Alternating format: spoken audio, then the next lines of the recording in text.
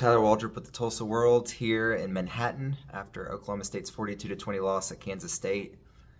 Obviously a lot of negatives, a lot of frustration probably after this one. I will start off. I thought there were two positives early in the game.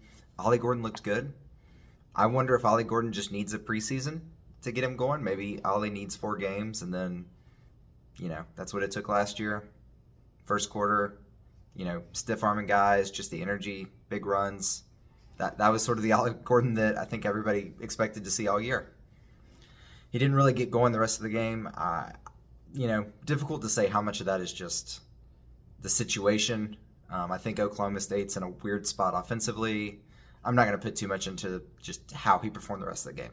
Honestly, I think Oklahoma State should just be glad they got to see him going once. They haven't really seen that at all, other than briefly against South Dakota State. The other thing is I thought Avery Johnson looked uncomfortable, similar to last week when he played BYU. I thought he was flustered at times. Corey Black gets the pick.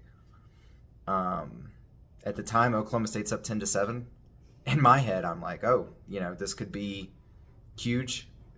Get the pick.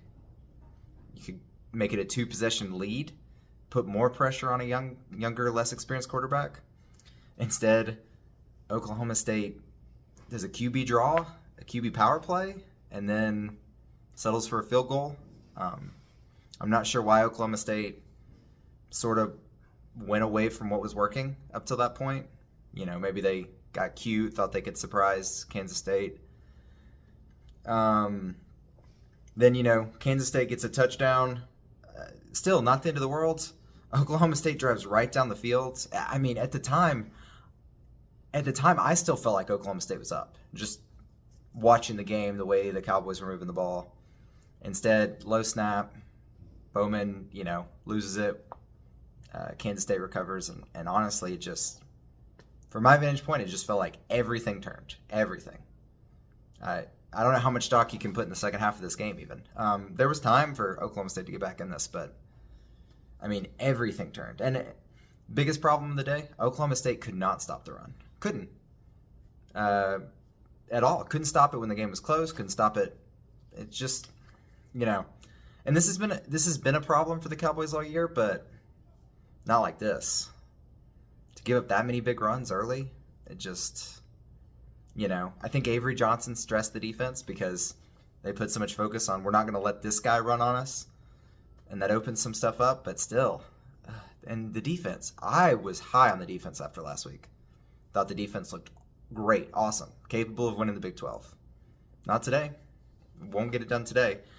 I could go through the rest. I could go through the rest of this game, but to be honest, I think you get to a certain point, Kansas State's playing on easy mode. Oklahoma State's down so much. Oklahoma State was not able to get back in the game. And start of the second half, same way.